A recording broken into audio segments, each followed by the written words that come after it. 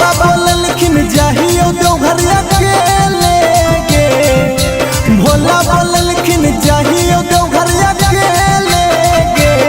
छौड़ा चल चल चल हमरो ले ले रे, छौड़ा चल चल चल हमरो ले ले रे।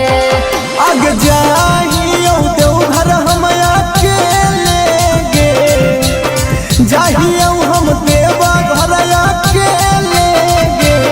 छौड़ा चल चल चल हमरो ले ले रे, छौड़ा चल चल चल देवघर ले ले रे।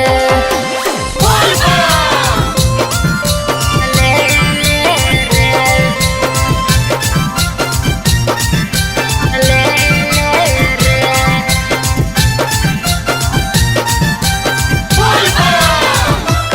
छौड़ा चल चल चल देवघर ले ले रे,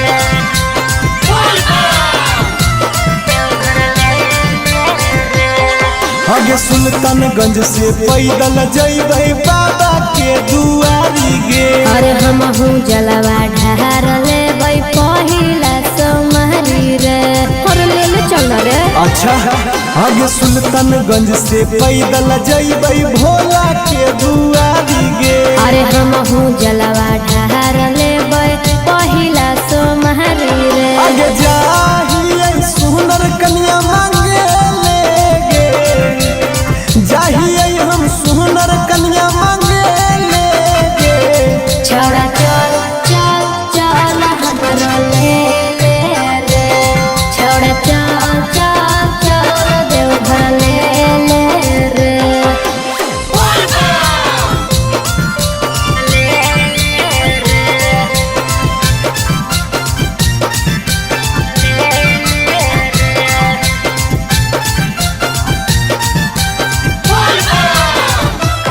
छौड़ा चल चल चल देवघर ले ले रे,